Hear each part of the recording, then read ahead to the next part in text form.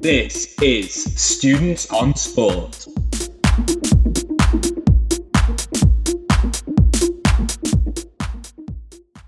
Hello everyone and welcome to the Students on Sport podcast. I'm your host Kieran and today I'm delighted to be joined by my good friends Oliver Matthews. Hello. James Flack. Hello. And Sam Gregory. Evening. How are we doing today, boys? Okay? Yeah, how are you? Yeah, not too bad. Keeping well in the lockdown? Not too bad. A bit bored, but it is what it is.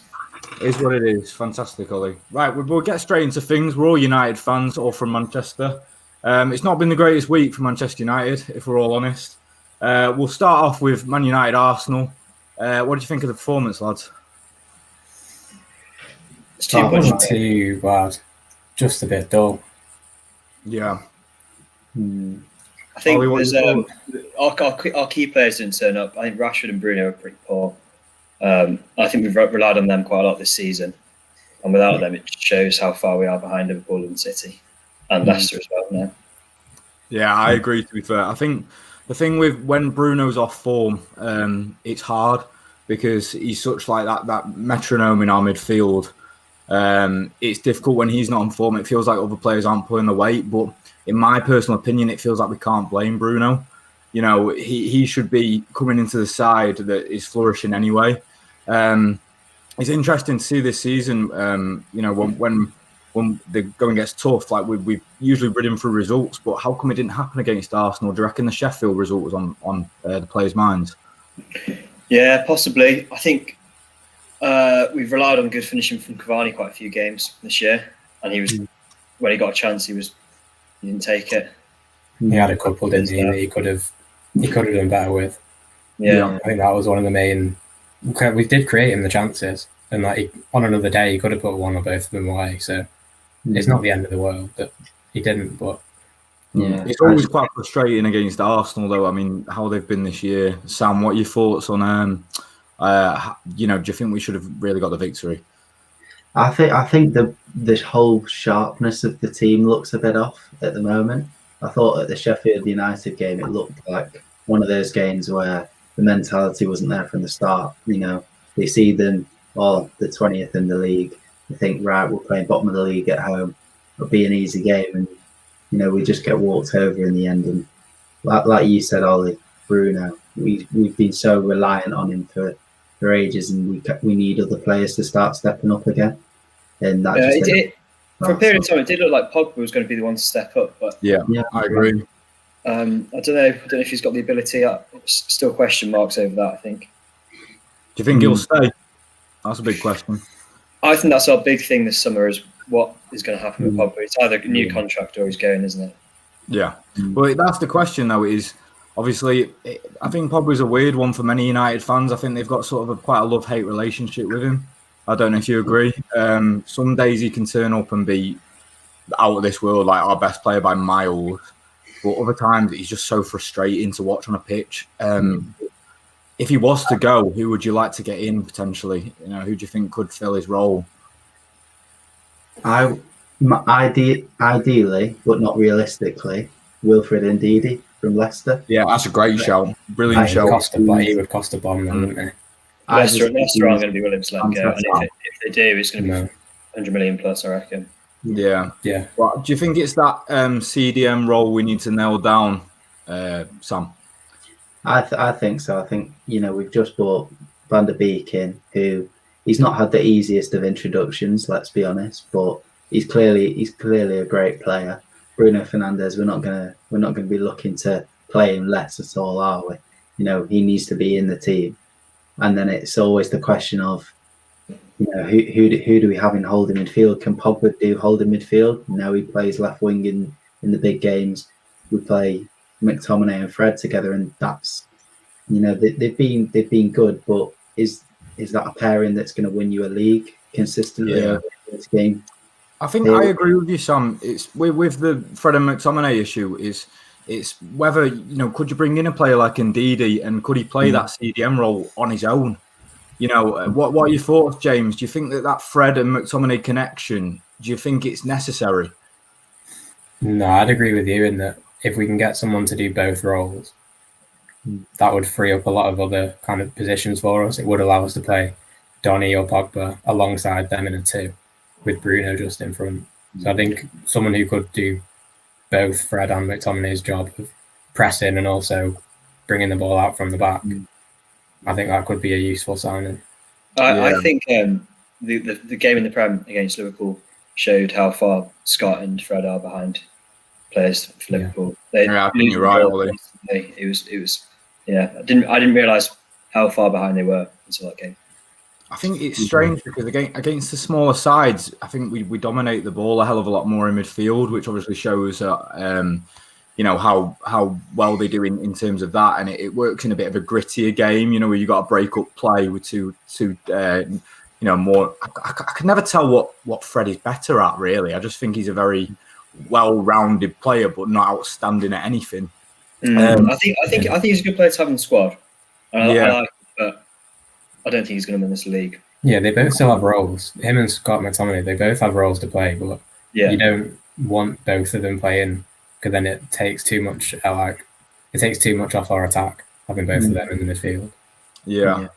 And do you think that dilemma is big enough? You say, Ollie, going back to the Liverpool game, do you think it's more the fact that we don't have enough class in midfield to do we feel like we can dominate games anymore? That's what I'm wondering. Is because if you sell it with a Fred and McTominay, you're pretty much setting yourself up for we're going to be on the defensive. Do you think we should maybe be a bit more confident with the players we have, Oliver?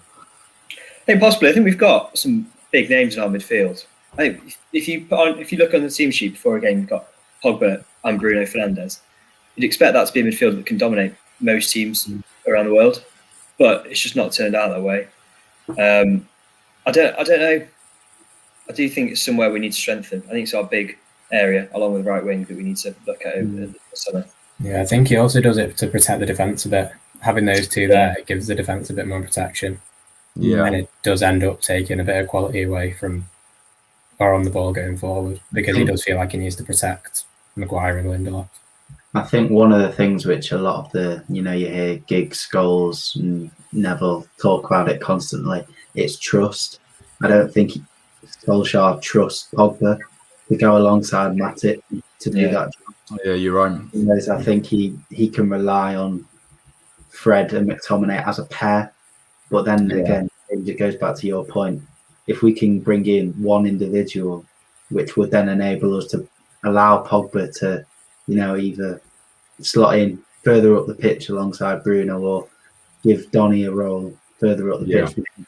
At the end of the day, as good as a player he is and as versatile as he is, Van der Beek can't play in holding midfield with McTominay or Matic. Unfortunately, no. It's a shame. Let's talk about the idea. We spoke about him briefly, the idea of Donny van der Beek for a bit. He's undeniably got talent. We've seen that at Ajax last year. Why do you think it's just not happened for him yet, James? I just think how well Bruno's been playing, because that's his position. That's clearly where Ollie would want to play him. But then Bruno's been undroppable when he's fit, and Ollie says that he says that he doesn't get tired. He must get tired at some point, but he's been undroppable in that he's just been providing almost every game for us. And when he has played, he hasn't played that well. He hasn't shown that he can be a. Yeah, that's the thing that I do. Yeah, I think with Donny, he got given a start. I think it was obviously a while ago now, but in the game, I felt like he really needed to make his mark on the game. Mm-hmm. But he's just never quite been there. But I do feel for him. Like I saw a stat before, he's had less minutes than Daniel James in the league. He's had less minutes than Daniel James, and I think he's only had about 15 more than Dean Henderson. So how can you expect a player to come in and prove themselves? And another thing that annoys me slightly about it is he comes on in games where we've got about 5 minutes left.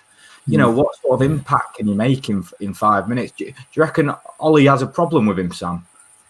I don't think he's got a problem with him. I think it's a tricky one because we've said 1,000 times he's got the talent, he can play, he's a great player. I think you always have to take it with a pinch of salt. It's new surroundings.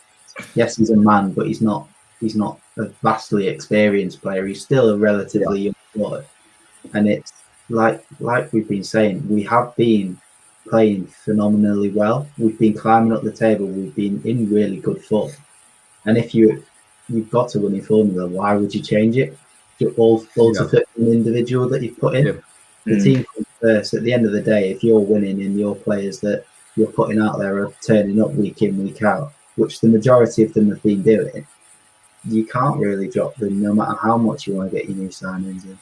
No, I'm sure he'll get some Europa League minutes as well, because we've got the Europa League coming up as well in the second half of the season. Yeah, maybe as well. Because Thursday nights as well, with fixture congestion, he'll get a lot of minutes in that. Yeah, maybe he can really sort of spearhead a good run of games and stuff like that, and really put his mark on a competition. The thing is, just quickly on Van der Beek, all it takes is one injury to Pogba or Fernandes, for then the whole fan base to realise, yes, this is why we bought him. This is precisely the moment where he can step up when we've got an injury crisis. We've been very fortunate. We've not had many injuries in midfield this season. I mean, the start of last season, we barely put a midfield three out last year. Yeah. Whereas this year, we're spoiled for choice, really. Yeah. I think, speaking of new signings, anyway, United under 23s played Liverpool at the weekend. Brilliant game, though, if you saw it. And one of our new boys, right winger, Amad Diallo, looks a hell of a player. Ollie, do you know much about the man? I've had a look at him. I think it's a lot of money for an 18-year-old. Yeah, 40 million euros included with the add-ons. It's a lot of money. So, is it 4 games he's played for Atalanta? I don't. Yeah, it's difficult to say now if he's worth it, but it's never going to. You're not going to be able to. He's one for the future. But looking at the press, they're all saying he's the next Ronaldo. So, well, that's the thing. I think the thing that I would like to suggest to you, and I would just have a discussion about it, is the idea that I personally believe we haven't had a proper right winger at the club since Nani. Yeah, I agree. Yeah, and obviously spending all this money on a young man, you can't put too much pressure on him. You can't bring him into the side straight away. But does he deserve a chance in the team? Is he better than what we've got potentially? We don't have much else. We've been crying out for a right winger. We've been actually crying out for a right winger for years now. That's why we went so hard for Sancho. Yeah. But that didn't pay off, so we ended up with Diallo and Pellistri, who's just gone out on loan. At the moment, Diallo is he's not far off. Yeah. He said himself he's not far off making a matchday squad. Yeah. So it'll be exciting to see, but you've got to compare him to what we've got, really, haven't you? Obviously Dan James can play on the right. Probably won't be getting started many times. You can also have Greenwood there, for example. Rashford can play on the right, but I think Rashford's far. He's not good enough to play on the right. No, when he's on the right, he's not good enough to play on the right. I think he's one of our best attackers, and to play him out of position seems, especially when you're bringing in an out of form Anthony Martial to play left winger, it doesn't make sense to move him to me. No. Yeah, I think you're right. Another predicament that we've had this season, and I think it's a real shock to me, to be fair, because I thought he'd really hit the ground running this year, is Anthony Martial. I thought at the end of last season, he was probably one of our best players.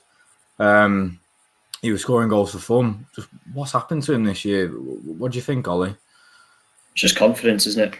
Yeah. He's never had a consistent run in United shirt, so to expect him to have, I don't know, to expect him to be a confident player, it's never going to happen. I think scoring goals is all about being confident in front of the goal, isn't it? Yeah, I agree. And he's getting into the good positions. It is just the finishing. Well, that's the thing that baffles me is last year I would have said he's probably our best finisher. Probably amid Greenwood. I probably would have say in front of goal he was as cool as anyone. But I think there's something this year. Sam, do you think he can play? He can cement himself in that striker role? Is he a number 9? I don't think he is. I think he's much better as a winger. I think if we're talking about confidence, and you need your confidence to be high to be scoring goals. if your manager suddenly brings in an experienced striker, an out-and-out number 9 in Edinson Cavani, is that going to fill you with confidence? Are you going to feel truly backed by your manager? I'm not so sure. I mean, last year he had his best goal-scoring season for United ever. And, he really looks like he was starting to live up to the player which we've all hyped him up to be. But it's, I don't know, he's hot and cold from one game to the next. And I don't think he's reliable enough to be our out-and-out striker, to be perfectly honest. Yeah, I think inconsistency is probably the word. Flack, would you say that, would you prefer a striker like Cavani, obviously the age he is, would you prefer him to be starting week in, week out? Yeah, I think Cavani coming in has kind of shown a lot of Martial's flaws as a striker. Because he was on number 9 last year, and he was quite good, to be fair. He was probably our best striker last season. But bringing Cavani in this season and seeing how he works inside the box, like, he's a different level to Martial in, like, as a penalty box kind of striker. And Martial's more of a dribbler who wants it into feet, and he does want to drift out wide. So I think they're different players. But Cavani as a number 9 inside the box, I think he's better than Martial in that respect, even though he is a bit older. He still looks sharp, though. He still looks so sharp. And his fitness, he still seems to be able to play week in, week out. The thing that shocked me about him so much is his tracking back. Honestly, oh my God, honestly, his work rate is phenomenal. And that's something that annoys me with Martial a lot of the time, is I feel like he's lazy at times. I feel like he really plays for himself sometimes and not for the team. And I think that's something with Cavani that, obviously he's been there, scored goals, won a lot in Paris. He knows what it's like to have a winning mentality of a team. He knows what it's like to win, basically. And I guess Martial, since he's been at United, he's, I don't know how many years has he been here now? It should be coming up to. Van Gaal that signed him, wasn't it? So yeah. So he should be, and he's also coming into his prime years, really. We bought him as a teenager, and I think really we should be, he should be looking at hitting his best years at United. But if he's getting dropped for an old boy that's come in, should he really be there? It's a tricky one, isn't it? Because I remember a couple of seasons ago when he signed his new contract, when Solskjaer had just come in and we were on that amazing honeymoon period, and Gary Neville said, you're frightened to let Martial go because of the player he could become. Will he ever become that player though? Like, he's got such potential and he could be amazing. I just don't know whether he will be that player in England. I want him to be. I really do, but I'm not sure. He's shown glimpses, hasn't he? That's the thing. I remember that goal last year he scored, where he a little that little back heel in the chip. It's like moments like that of like absolute brilliance. Then other times he doesn't look interested. So say we did sell him. I'll pose a question. What striker would you like to bring in if you could, James Black? Oh, put me on the spot there. Is Cavani on a 1-year deal? Yeah. Yeah, I think so. I think we the thing is, though, the beauty of it is we could extend it. So yeah. So if we extend that, I'm not sure. Could Mason or Rashford move up there? Yeah. I don't think Rashford. I think Mason could be a striker in the future. Yeah. I think Mason could. I'm not sure he's not ready to start as a number 9 yet, but once Cavani and if Martial does move on, Mason may be ready for more minutes as a number 9. Yeah, we'll talk about Mason for a bit, actually. Like, the idea of last year, I think, obviously, he hit the ground running. He was scoring goals for fun. He's dropped off a bit this year. Do you think it's he's had some personal issues and stuff like that? Do you think it's that, or Sam, what are your thoughts? I think he's still, what is he? He's still 19. He's only just turned 19 a few months ago.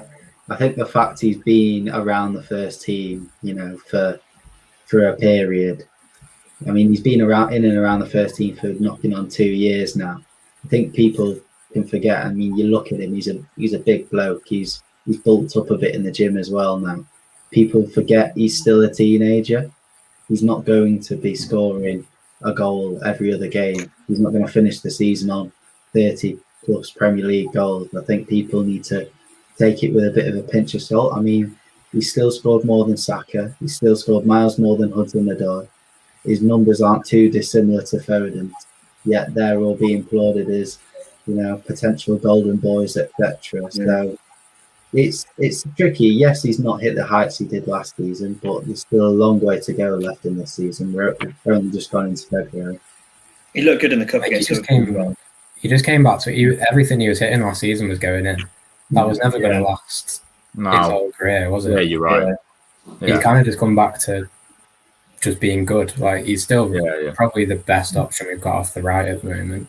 I think the game against Liverpool in the cup, I think he showed sort of similar signs to what he had last year. He was taking, he was hitting it and always having a go. And you can't have a go at a player for having a shot. No. Yeah, you're right. I think if anything, Ollie, we don't have enough players that do it. No, absolutely not. Rashford looks to have a shot a lot of the time. Yeah, but he often goes in disabled stand when Rashford hits it. So yeah, true. We'll finish up. We'll talk about Marcus Rashford. Obviously, he's had such a great year off the pitch. I find Rashford a weird one. I think absolutely phenomenal player. I think he's an absolute world beater. Like, for example, like moments of brilliance, like that pass against Liverpool in the cup the other day to Mason. Fantastic. He scored some great goals for United, obviously still young. We talk about his best position, probably left wing. Would you define him as world class, James? Not yet. No. Not yet. He's class. I really like him. He's really improved as well. His passing is something that's really improved. And his dribbling, he's probably one of the players in the league that defenders would least want to play against, the way he can just go past people. But I wouldn't say world class yet. He's got it in him, but not in the moment. I think this season he's got into very good positions, but his finishing hasn't been up to scratch. I think if he sorts that, I think he will easily be world class. I think he's a frustrating player sometimes, isn't he? I think he's often. I don't think he has that goal scoring instinct that a lot of strikers do. In terms of, I recall one the other day where he could have just literally tapped it into the net. The Arsenal one. Yeah, and he cut back. So I think sometimes he maybe overcomplicates things, but I guess that can develop with age. He's still young. But we'll finish on one final question each. Transfer deadline today. If you could have brought in one player, any player within reason, who would it be and why? We'll start with you, Oliver. See, I don't know if I can give you an answer. What I had down from transfer deadline day was our squad is not good enough to go on and win the Premier League. And if we do win the Premier League this year, it will be because Liverpool and City haven't been good enough. But I don't think we should be signing random players on transfer deadline day because it's with COVID, clubs haven't got the finances to be spending loads and loads of money, and also January transfers often come at a premium. Yeah, you're gonna have to spend more money on them.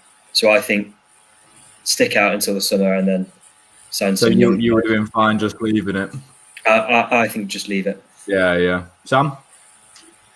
I would have actually recalled Diogo Dalot because a lot of people I've seen, Solskjaer's come out and gone, we need competition at the left back, and that's brought Shaw on so much. Wan-Bissaka's been all right. He's fantastic defensively.